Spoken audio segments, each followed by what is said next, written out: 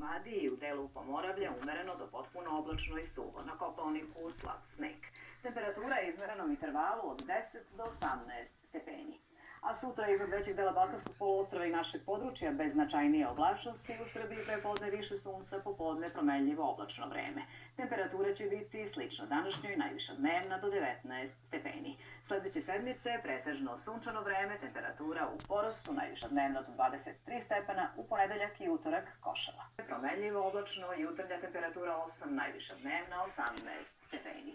U Novom Sadu pretežno sunčano vreme, temperatura ujutru 4 stepena, tokom dana 18. U Kragujevcu umereno do potpuno oblačno vreme sa dužim sunčanim intervalima, temperatura jutarnja 4, maksimalna dnevna 16 stepeni. U Nišu umereno do potpuno oblačno vreme, moguća je slaba kratkotrajna kiša, uveče razvedravanje, temperatura jutarnja 7, najviša dnevna 15 stepeni. U Prištini umereno do potpuno oblačno i moguća je slaba kratkotrajna kiša, popodne i uveče razvedravanje, temperatura jutarnja 5, najviša dnevna 12 stepeni.